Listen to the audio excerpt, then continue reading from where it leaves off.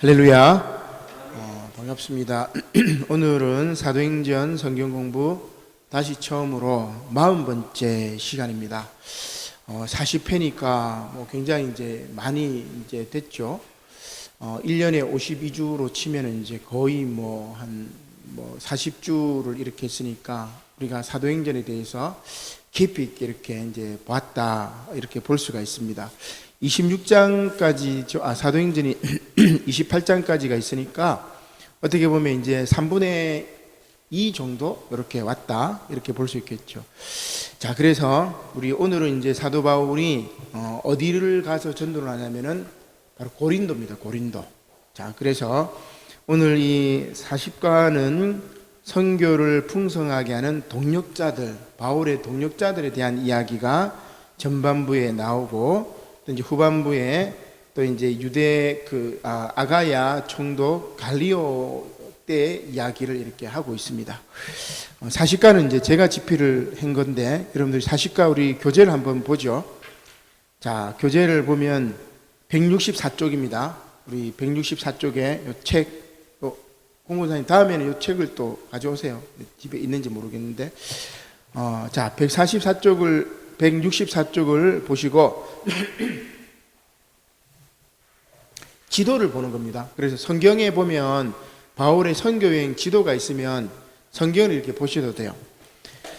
자, 거기 보면은 계속해서 우리가 이제 귀로만 설명을 듣고 이렇게 하니까 성경이 그냥 공중에 붕 떠 있는 영적인 이야기로만 이렇게 들리고, 그게 좋은 건 아닙니다.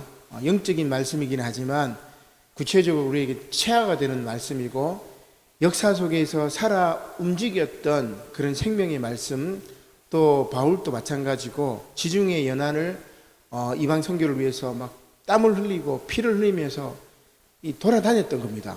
근데 그걸 우리가 그냥 공중에 붕 떠 있는 영적인 여행으로만 보고 있는데 전혀 그렇지 않죠. 자, 그래서 이제 제가 요 지도를 이다가 넣은 거예요.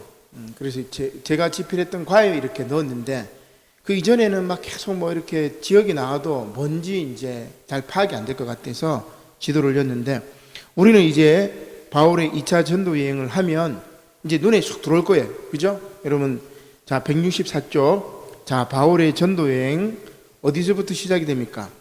안디옥, 오른쪽에 보면은 중간에 점이 하나 있죠. 동그라미가 있고 안디옥이라고 되어 있어요.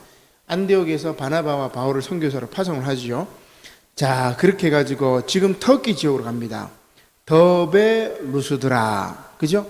루스드라에서 디모데를 만나서 이제 디모데를 데리고 유럽으로 전도를 하러 갑니다. 마케도니아의 사람의 환상을 보고 이 에베소나 갈라디아 지방, 소아시아지요, 여기 아시아에 복음을 전하려고 했는데, 예수의 영이 그곳에서 복음을 전하지 못하게 하고 유럽으로 이제 가도록 바울을 이끕니다. 자, 그래서 어디로 갑니까? 저기 드로아에서 트로이, 그죠? 트로이 목마할 때 그 트로이입니다. 요 드로아에서 바다 건너서 어디로 가죠? 빌립보, 그죠? 그래서 마케도니아 첫 관문이 빌립보. 거기에서 복음을 전도했고, 그 다음에 데살로니가로 가서 복음을 전도했고, 그 다음에 베레아 지역으로 갔다가 저 밑으로 쭉 내려가니까 아덴으로 가서 전도를 했죠. 자, 지금까지 우리가 쭉 살펴봤던 게 바로 그거예요. 지난주에는 뭡니까? 아테네에서 전도했던 이야기. 그래서 조금 어려웠지만 철학자 이야기를 제가 했었고, 그 전에는 데살로니가에서 전도했던 것이고, 그 전에는 빌립보에서 전도했던 이야기, 그죠? 그래서 빌립보서, 데살로니가 전서, 데살로니가 후서, 고린도 전서, 고린도 후서, 또 위에 보면 에베소도 있고 에베소서, 갈라디아 지방이니까 갈라디아서. 그러니까 바울이 전도했던 곳에 교회가 생기면, 그 교회에 문제가 생기면 바울이 이제 그곳에 편지를 냈던 것이 신약 성경에 나오는 바울 서신입니다. 그래서 신약 말씀, 하나님의 말씀은 공중에 붕 떠 있는, 하늘 위에 붕 떠 있는 구름 잡는 말씀이 아니고 서양의 역사와 함께 했고 서양의 지명과 함께 했고, 그리고 그것이 그 역사의 전통으로 남아가지고 딱 있습니다. 그죠? 그래서 여러분들이 이제 경주에 가면은 경주에 이제 석가탑이나 불국사나 다보탑이나 뭐 이제 경주에 그 천년 고도 신라의 유물들이 있잖아, 그죠? 그래서 이제 유럽에도 뭐 그리스도 마찬가지, 로마도 마찬가지, 뭐 독일이나 프랑스, 터키 마찬가지입니다. 뭐 팔레스틴, 이스라엘도 마찬가지고. 그러면 그 2000년 전에 그 활동했던 예수님과 바울의 유적들을 이렇게 볼 수 있습니다. 그거를 이제 보는 순간 정말 이제 감회가 새롭죠. 그래서 공중에 붕 떠 있는 게 아니고 역사에 숨쉬는 그런 흔적들을 우리가 이제 발견한다, 이렇게 보시면 될 것 같아요. 자, 그래서 이제 바울이 오늘은 이제 고린도 지방으로 갔는데, 그러면 고린도는 어떤 곳이냐? 아테네는 철학자들의 도시였지만 고린도는 어떤 도시였느냐? 제가 이제 교인들은 이런 거를 우리가 교재 안에 넣어야 됩니다. 그래야 교인들이 입체적으로 좀 알지, 그냥 하면 안 된다고 해가지고 제가 박스로 이렇게 넣었는데, 글씨가 조금 작아요. 그래서 여러분 잘 안 보이실 텐데 제가 조금 크게 한번 읽어볼게요. 165쪽에 네모난 박스가 있죠. 들어가 보기 전에 자, 고린도 지역을 살펴봅시다. 자, 여러분 잘 들으셔도 돼요. 바울이 3년 정도 소요된 2차 전도 여행, 그죠? 3년 동안 2차 전도 여행을 떠났습니다. 그 전도 여행의 절반인 1년 6개월을 보낸 곳이 고린도입니다. 고린도. 굉장히 많이 보냈죠. 데살로니가는 세딜에 21일 동안 전도했는데 고린도는 1년 6개월 동안 있었어. 엄청나게 오래 있었습니다. 자, 이 고린도는 그 당시 헬라 세계의 상업의 중심지입니다. 지금 우리로 치면 뭐예요? 부산, 뭐 인천, 목포, 뭐 이런 항구 도시, 아주 이제 상업 중심지죠. 로마 제국 산하 펠레폰네소스 반도. 그래서 이제 고린도나 아테네가 있는 그 밑에 있는 그 반도를 펠레폰네소스 반도로 하고, 이 지역을 성경에는 뭐라고 하냐면은 갈리오 총독 이야기를 하는데, 이 지역을 뭐라고 하냐면은 그 사도행전 18장 12절에 보니까 갈리오가 아가야 총독이 되었을 때, 요 고린도나 아테네가 있는 그 밑에 반도 있죠. 그 펠레폰네소스 반도라고 하는데, 요 지역을 뭐라고 하냐면은 로마 지역의 아가야 지방이라고 합니다. 아가야 지방. 그래서 이 아가야 지방의 대표적인 두 도시가 고린도하고 아테네라는 거. 그리고 그 위에 베레아 옆에 이렇게 그쪽 지역은 뭐라고 하냐면 발칸 반도로 그래요. 발칸 반도 많이 들어봤죠, 여러분. 뭐 2차 대전 때입니까? 1차 대전 때 화약고였죠. 발칸 반도는 화약고였다. 마케도니아 지역이 있고. 자, 아무튼 발칸 반도, 그 다음에 펠레폰네소스 반도인데, 요 펠레폰네소스 반도에 있는 아가야 주의 수도가 고린도입니다. 코린트라는 말은 뿔이라는 뜻으로 아테네 서쪽 64km 지점에 있는 항구 도시입니다. 지중해 연안 국가들의 해상 교통과 무역 중심지였고, 동시에 안전한 항해를 기원하는 각 나라와 민족의 우상들이 총집결한 우상 숭배의 도시이자 물질 문명의 중심지였습니다. 옛날에 여러분 우리 부산도 마찬가지고, 항구 도시에는 상인들도 많고 배가 많이 왔다 갔다 하니까 물물 교환이 엄청나게 잘 됐습니다. 그리고 우상도시가 바로 항구도시를 중심으로 쫙 이어집니다. 한창 번창할 때는 인구가 30만 명으로 고대 도시치고는 대도시였습니다. 이 당시가 이제 우리 그 고구려 주몽왕 당시라고 보면 그죠? 그러면 우리나라는 이제 고구려 이 주몽왕이 이제 막 고구려 세우기도 할 그 당시인데, 그 당시에 인구 20만 명의 인구가 있었다면 엄청납니다. 그죠? 우리나라하고 비교해도 엄청난 도시죠. 자, 30만 명으로 대도시였고, 주전 146년 로마 제국에 의해 파괴되었다가 주전 44년에 재건되었고, 여러 번의 지진으로 파괴되었지만 지리학적인 요건으로 다시 건설되었습니다. 지중해 연안에 이제 지진이 많았다, 이런 이야기죠. 자, 기가 막힌 내용이 나옵니다. 2만 명을 동시에 수용할 수 있는 야외 극장이 있었고, 여러분 사직운동장이 수용 인원이 몇 명이에요? 3만 5천 명 되나? 제가 잘 모르겠는데, 그러면 2만 명을 수용할 수 있는 야외 극장을 기원전 2000년 전에 만드는 겁니다. 엄청나죠? 우리는 주몽 시대에 삼국 이제 탁 삼국 시대가 시작되는 그 시점에 이 그리스 아테네 고린도에는 이런 야외 극장이 있었고, 로마에도 마찬가지예요. 콜로세움이라든지 거기도 엄청난 검투사들이 싸움했던 그런 것들이 있죠. 그래서 그런 유적들을 보면은 참 대단한 것 같아요. 어떻게 보면. 자, 이곳에서 고대 운동 경기 등이 치러지기도 했습니다. 고대 올림픽을 말하는 거죠. 자, 또 고린도에는 대략 1,000명 정도의 신전 여사제들을 거느리고 있는 사랑의 여신 아프로디테의 신전이 있었습니다. 아프로디테는 여러분 그 로마식으로 얘기하면 베누스, 영어로 하면 뭐냐면 비너스. 비너스는 여러분 알죠? 미의 여신 비너스.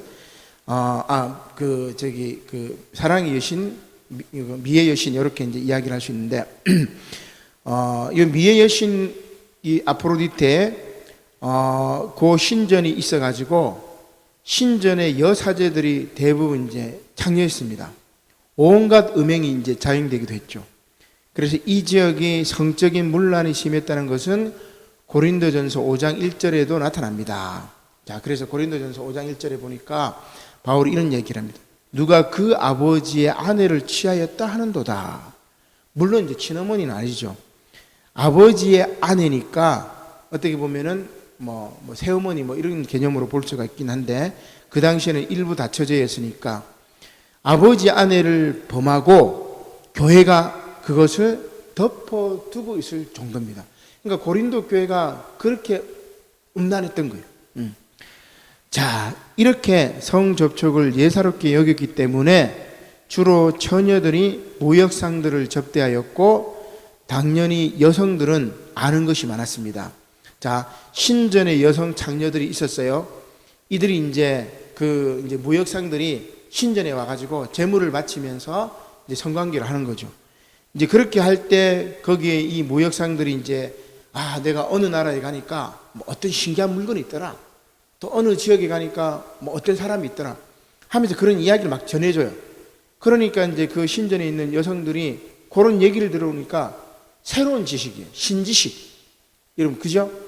우리가 이제 마을에 그냥 이렇게 한 마을에 있으면 우물하는 개구리를 해가지고 세상 돌아가는 걸 몰라요. 그런데 나그네가 이렇게 와가지고 옆 동네 소문을 이래 들려줍니다. 그러면 그 얘기를 많이 듣다 보면은 새로운 지식들이 막 생기죠. 여성들이 그 당시에 이제 그런 여성들이 생겼어. 자, 그 지식이 많은 여성들이 뭐예요? 교회에서 시끄럽게 떠드는 겁니다. 야, 내가 안다. 이거는 내가 아는데 이거야. 하면서 막 교회에서 너무 막 떠드는 겁니다. 그러니까 바울이 고린도전서 14장 34절에서 뭐라고 해요? 여자는 교회에서 잠잠하라. 제가 요 얘기를 쓴 이유가 있습니다. 이게 보편적인 게 아니에요. 무슨 말이에요? 요거를 대부분의 이제 교회들이 보편적으로 하나님 말씀에 여자는 교회에서 잠잠하라고 되어 있으니까 여성들 교회에서 조용히 하시오. 대부분 목회자들이 그렇게 얘기를 합니다. 여러분, 제가 이걸 쓴 이유가 바로 그거예요. 그 당시에 신전 이 장녀들 또 그런 사람들이 예수님을 믿고 교회를 다녔겠죠. 이제 그 사람들이 지식이 많아, 아는 게 많아. 상인들인데 무역상들인데 들은 게 많아 놓으니까 막 자기 지식을 교회에서 막 떠벌리는 겁니다. 그러니까 이제 바울이 딱 봤을 때 질서가 없는 거예요. 그래서 그렇게 많이 아는 여성들이요, 조금 조용하시오. 조금 조용하고 교회의 질서를 지킵시다. 요 얘기입니다. 만약에 그 당시에 잘 안다고 했던 남자들이 막 떠벌렸으면 뭐라 하겠어요? 남자는 교회에서 잠잠하라. 이랬을 겁니다. 맥락이 이해되죠? 요 맥락을 놓치고 상황을 이해하지 못하고 그냥 말씀만 딱 떼가지고 딱 얘기해버리면 말씀하고 180도로 달라집니다. 그죠? 그래서 제가 요 부분을 넣은 것은 바로 고린도 교회는 이런 아포로디테 신전이 있어가지고 성전 장녀들이 있었고 그들과 무역상들이 결합을 했고 무역상들이 가지고 왔던 새로운 바다 너머의 새로운 세상에 대한 이야기들을 여성들이 많이 알고 있었고 그것을 질서 없이 막 떠들고 막 해버리니까 교회가 질서가 없어진 거예요. 이제 그런 차원에서 고린도 전서 내용들이 이제 이렇게 기술이 되었다 상황을 이해하면 돼요. 그래서 이제 고린도 전서는 고린도 교회는 아주 고린내가 나는 교회라고 제가 누누이 말씀드렸는데 이런 상황 때문에 그래요. 아주 무역이 흥행했고 물질 문명의 중심지였고 우상 숭배했던 도시였고 그 다음에 야외 극장도 있었고 인구도 많았고 우상의 재물도 있고 그래서 이번 주 세번문 말씀이 아마 바울이 우상 재물을 먹는 사람들에 대해서 어떻게 해야 됩니까? 그 내용이 이제 우리 이번 주 세번문에 나와요. 그리고 여러분들 쓰다 보면 이제 그 부분이 나오는데 바로 고린도 교회 상황이 그렇다는 것을 이해를 해야 됩니다. 자, 그러면 이제 다시 이제 한 본문으로 한번 들어가죠. 자, 고린도 사도행전 18장 1절에 자, 그 후에 바울이 아테네를 떠나서 어디에 이릅니까? 고린도에 이르러. 자, 동력자를 붙여줍니다. 오늘 제목이 선교를 풍성하게 하는 동력자들인데 바울의 동력자들을 계속 붙여붙여. 빌립보에서는 빌립보에서는 뭡니까? 그 자주장사를 붙여줬죠. 빌립보 교회에서는 자주장사였던 누굽니까? 갑자기 루디아를 이제 붙여줬고 그 다음에 오늘 고린도에서는 누구를 붙여주느냐? 18장 2절입니다. 아굴라라 하는 본도는 지역 이름입니다. 유대인 한 사람을 만나니 글라우디우스 황제입니다. 모든 유대인들을 로마에서 추방해버립니다. 그래서 그의 아내 브리스길라와 함께 이달리아, 이 로마 쪽이죠. 그 이달리아로부터 어디로 와요? 고린도로 내려왔습니다. 아굴라와 브리스길라. 그래서 바울이 그들에게 가면서 로마 소식도 듣기도 하고, 그죠? 그 다음에 3절에 보니까 생업이 같아요. 텐트 만드는, 천막 만드는 사람. 성막이라고 얘기하는데 성막은 아니고 그냥 이렇게 천막, 그죠? 거주할 수 있는 천막. 이런 천막을 만드는 직업이 같음으로 해가지고 함께 살면서 일을 하니 그 생업은 천막을 만드는 것이었더라. 그래서 브리스길라와 아굴라 두 사람을 쫙 붙여줍니다. 자, 우리 다시 한번 묵상집이 아니고 우리 교재를 한번 보죠. 385쪽입니다. 자, 385쪽에 보면 그러면 브리스길라하고 아굴라는 누구냐? 그래서 이제 자세하게 이제 이렇게 썼는데 자, 385쪽 자, 브리스길라는 브리스가 같은 말이에요. 애칭이고 정식 이름은 브리스가 작은 노부인이란 뜻이고 아굴라는 독수리라는 뜻입니다. 바울은 자신과 생업이 같은 이들 부부의 도움을 받아서 고린도에서 복음 사역을 시작하지요. 사실 브리스길라는 유대 사람인 아굴라의 아내가 되었는데 브리스길라는 로마 사람이에요. 그리고 아굴라는 유대인입니다. 유대인하고 로마인이 결혼할 수 있습니다. 디아스포라 유대인이니까. 우리가 미국 가서 일본 가서 일본인하고 결혼하거나 그런 상황하고 비슷해요. 자, 로마 귀족 출신이 바로 이제 브리스길라입니다. 그래서 로마 황제 글라우디우스 황제 때 요때 로마에서 추방이 됩니다. 글라우디우스 황제가 이 로마에 있는 유대인들을 막 다 내쫓아요. 그 다음에 나중에 황제가 되었던 게 누구냐면은 그 네로입니다. 네로. 글라우디우스 다음에 다른 황제가 있고 그 다음에 네로인데 네로는 초창기에 쫓아냈던 유대인들을 다시 이렇게 와도 된다고 얘기를 해요. 그러다가 나중에 네로가 이제 헷가닥 합니다. 그래가지고 나중에 이제 유대인들이나 그리스도인들을 막 박해하기 시작했는데 이 글라우디우스 황제 때 로마에서 추방이 되고 고린도로 이주를 온 거예요. 자, 전승에 의하면 성경에 6차례 언급되는 이들 부부의 이름 가운데 4번이나 브리스길라가 먼저 언급됩니다. 오늘 우리가 읽은 본문 말씀에는 아굴라가 먼저 언급이 되지만 바울 서신의 다른 로마서라든지 디모데후서라든지 사도행전 다른 구절에 보면은 브리스길라가 먼저 언급돼요. 그러면 무슨 말입니까? 우리 공한술 권사님과 민병영 권사님, 요게 아니고 민병영 권사님과 공한술 권사님, 이렇게 언급되는 거예요. 그러면 먼저 언급되는 것은 그 인물이 중요하기 때문이죠. 그만큼 브리스길라가 신앙심과 열정이 뛰어나고 더 활동적이었고 로마 태생이었고 남편보다 더 로마의 문화적 여건과 배경을 가지고 있었기 때문에 바울에게 굉장히 많이 도움이 됐습니다. 그래서 이들은 바울이 에베소로 건너갈 때, 우리 지도를 보면 다시 이제 나중에 고린도에서 에베소로 가죠. 2차 전도 여행 지도를 보면 에베소로 갔다가 배를 타고 저기 가이사라 지역으로 갔다가 안디옥으로 다시 돌아가는데, 이 에베소로 건너갈 때 동행을 합니다.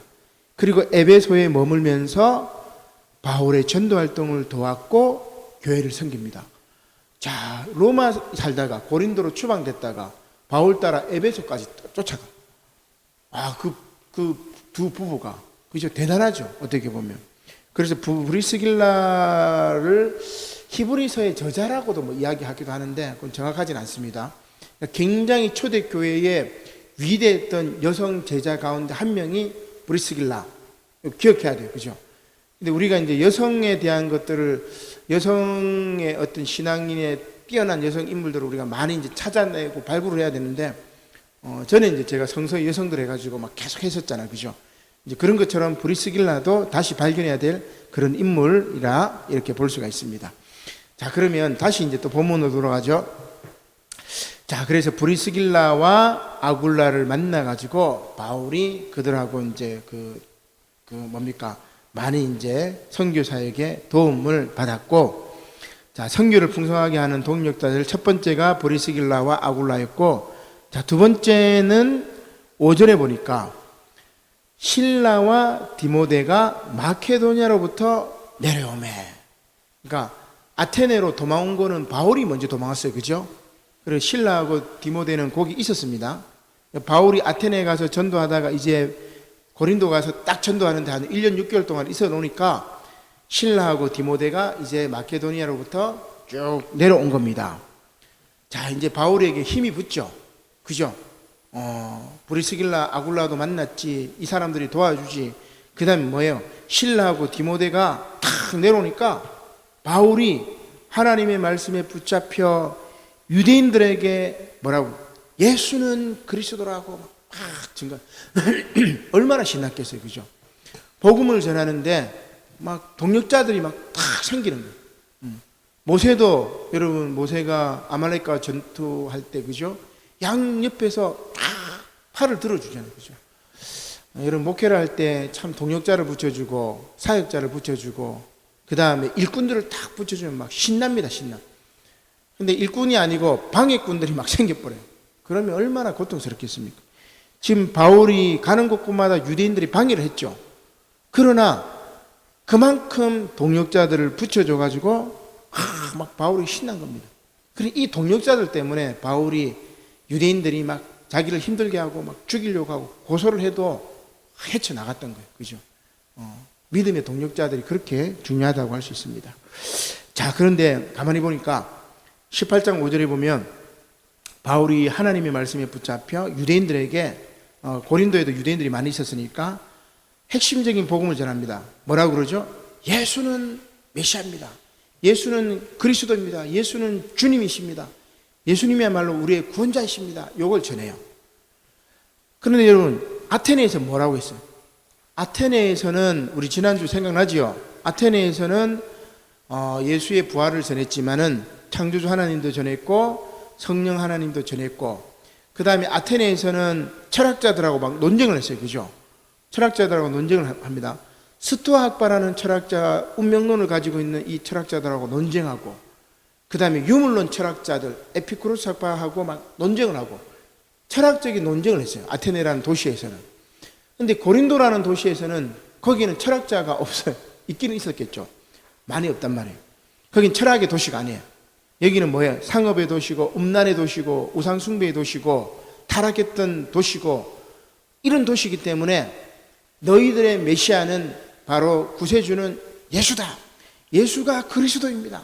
그 얘기를 딱 전한 겁니다.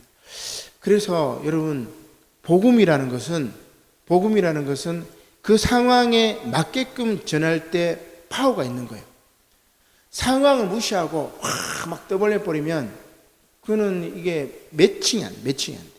그래서 바울이 아테네에 가서는 철학자들이 있기 때문에 아주 심오한 철학으로 복음을 전하고 고린도에서는 심오한 철학 얘기할 필요가 없어요. 예수는 그리스도입니다. 이렇게 전하는 거죠. 그래서 복음이 위대한 것은 뭐냐면은 나이가 많은 어르신들도 뭐 지식이 없는 분들도 예수는 그리스도입니다. 그 복음 받아들이시는 거죠. 아주 지식이 많은 막 철학자라도 예수는 그리스도입니다. 이걸 받아들일 수 있는 겁니다. 그래서 하나님의 복음이 위대하고 엄청난 영적인 파워가 있는 거죠. 자, 그래서 우리는 지난주에 아테네에서 철학자들에게 복음을 전했던 바울, 오늘은 이 고린도에서 예수는 메시아라고 얘기하는 또 다른 바울의 모습을 볼 수 있는 거예요. 바울의 대단한 선교 전략이라고 이야기를 할 수 있습니다. 자, 이렇게 쭉 이야기를 하니까 유대인들의 반응이 어떻습니까? 유대인들이 자 6절 자 사도행전 18장 6절입니다. 유대인들에게 예수는 그리스도라고 밝히 증언하니까 그들이 누구예요? 유대인들이 대적하여 비방하거늘 바울을 죽이려고 해요. 그죠? 바울이 옷을 탁 털면서 말합니다. 너희 피가 너희 머리로 돌아갈 것이요. 아주 저주하는 거죠. 나는 깨끗하니라. 이후에는 어디로 가리라? 와, 여러분 놀랍죠? 복음이 먼저는 유대인입니다. 로마서의 핵심이 그거예요. 복음은 로마서의 핵심은 유대인들을 악착같이 구원하려고 했던 바울의 마음을 볼 수 있습니다. 유대인들이 복음을 받아들이지 않아가지고 이방인들에게 복음이 확 전해져 버렸어요.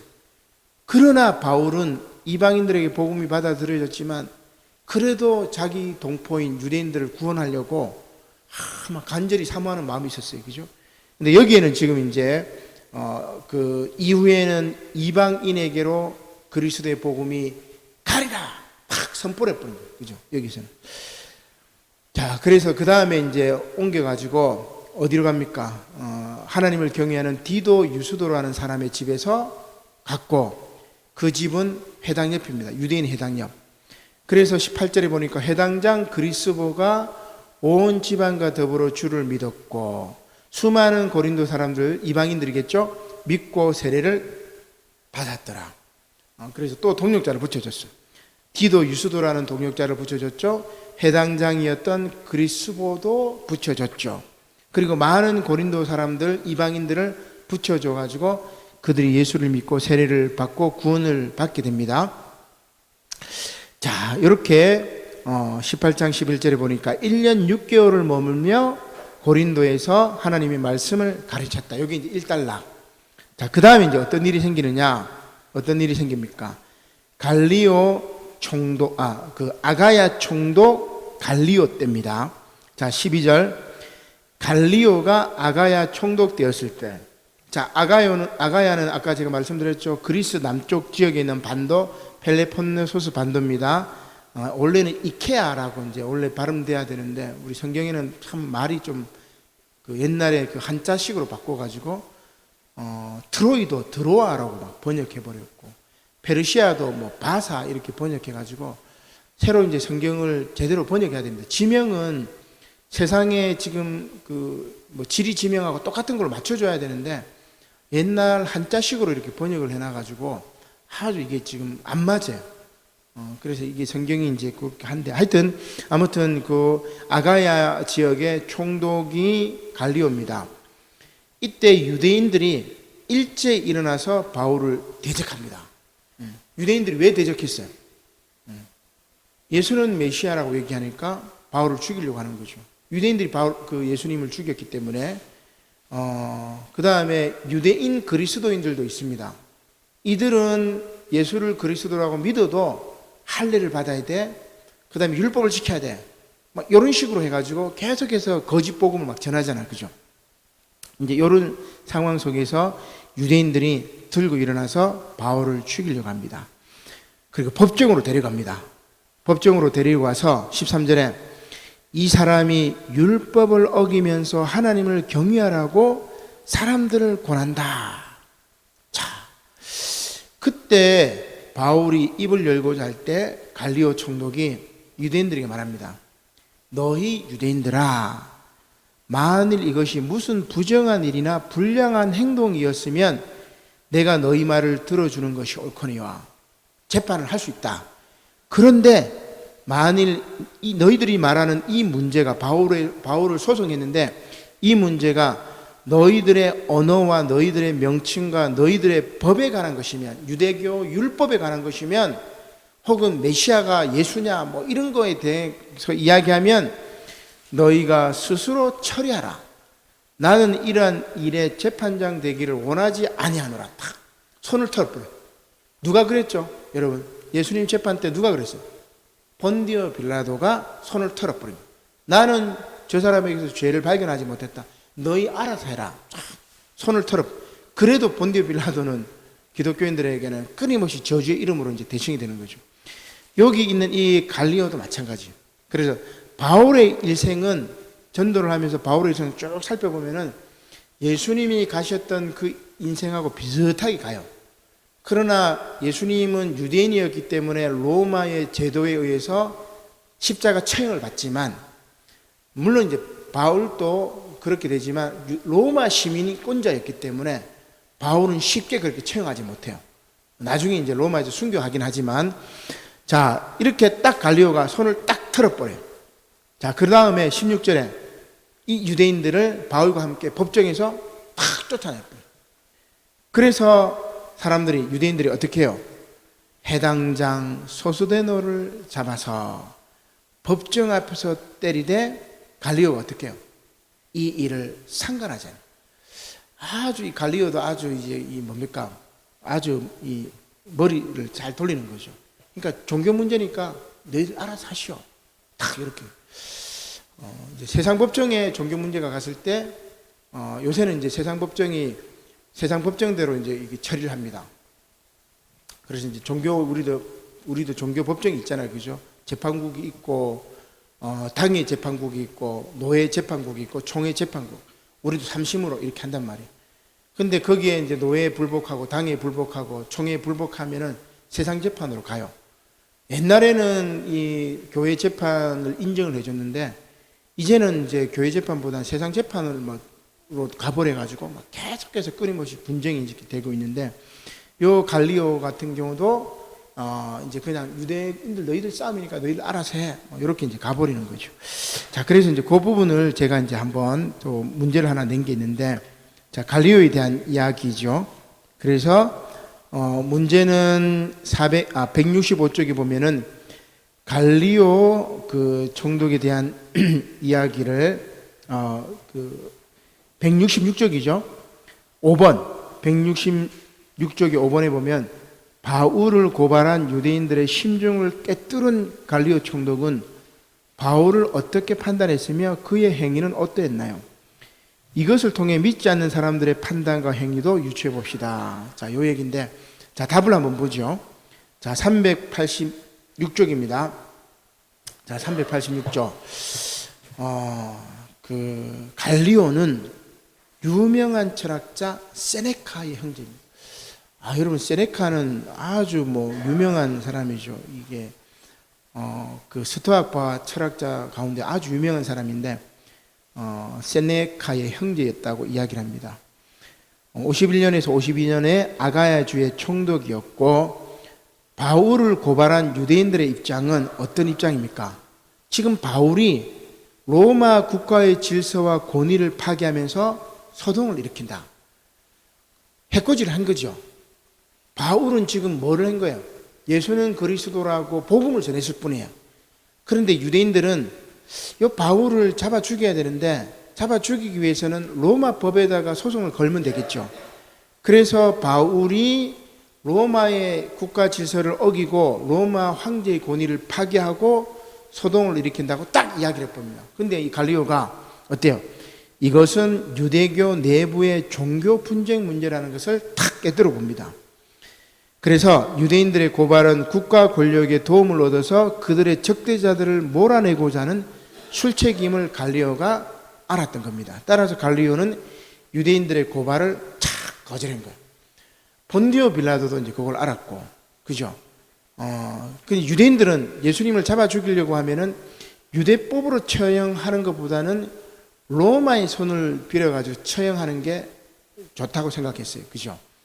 그래서 사내들인 공회에서 예수님을 재판을 하고 그 다음에 예수님을 끌고 가가지고 본디오 빌라도의 법정에 가가지고 예수님을 로마법으로 처형하고 싶어 했던 거예요. 왜냐하면 그 당시 로마 식민지였으니까. 그래서 이제 그 바나바는 놓아주고 그 다음에 예수님을 이제 죽이게 됐던 그런 상황인데, 이 갈리오도 다 그것을 깨뜨려 본 겁니다. 자, 그런데도 유대인들이 회당장인 소수데네를 잡아서 모든 사람이 보는 앞에서 때릴 때 상관하진 않았습니다. 바울은 로마 시민권자이기 때문에 유대인들이 바울이 로마인이긴 하지만 잡아 죽일 수 없어요. 그죠? 그래서 여러분, 원래 바울의 이름은 사울입니다. 사울. 우리 사울왕하고 이름이 똑같아요. 사울이라는 이름은 히브리식 표기고, 근데 바울은 태어나면서 로마 시민권자니까 이름을 헬라식으로 바꿉니다. 그게 바울이에요, 바울. 그죠? 그래서 바울은 로마 시민권자이기 때문에 유대인들이 바울을 해코지할 수는 없어요. 대신에 로마법에 위반되었다고 해코지를 하면은 바울을 죽일 수가 있었는데, 이 갈리오가 그걸 딱 피해갔죠. 대신에 누가 이제 고통을 받았습니까? 해당장인 소수데네가 유대인들에게 매질을 당한 겁니다. 갈리오는 뭐예요? 너희들 일이니까 상관 안 해버려. 자, 그래서 제일 마지막에 이러한 갈리오 총독의 모습을 통해서 교회를 대하는 세상 정치인들의 처세술을 우리가 볼 수 있다. 이렇게 이제 이야기를 할 수 있습니다. 더 많은 이야기들을 쭉 할 수가 있긴 하지만 이 정도만 이렇게 하고 그렇게 마치도록 하겠습니다. 자, 오늘 이제 이야기, 사도행전 이야기 여러분 아주 깊이가 있습니다. 지도를 보고 역사 현장을 찾아가고 그 다음에 그 상황, 그 당시의 문화적인 상황, 그 다음에 그 당시의 배경들을 쭉 알게 되면은 성경 한 절 한 절이 정말 막 고대 타임머신을 타고 여행하는 그런 느낌이 들어요. 특별히 사도행전이 더 그렇죠.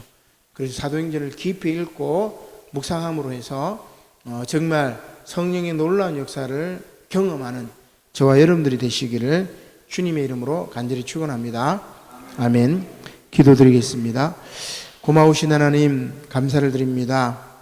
오늘 사도행전 성경 공부를 통해서 바울 사도가 고린도에 있을 때 브리스길라와 아굴라를 붙여주고, 또한 디도 유스도와 그리스도를 붙여주고 실라와 디모데를 붙여주어서 그가 열심을 내어 복음을 전했던 것을 기억합니다. 그러나 유대인들은 또한 바울을 해코지하려고 죽이려고 했고, 갈리오 총독은 이러한 일들에 자기는 손을 털고 몰라라 했던 것을 기억합니다. 주님, 복음의 놀라운 역사를 살펴보면서 참으로 바울의 수고가 오늘 우리들이 그 바울의 선교 역사를 본받고 우리가 바울과 같이 참으로 그리스도의 복음을 전하는 선교의 동력자가 될 수 있도록 하나님, 저희들에게도 바울과 같은 용기와 또한 지혜를 허락하여 주시옵소서. 감사를 드리며 예수님의 이름으로 기도드립니다. 아멘.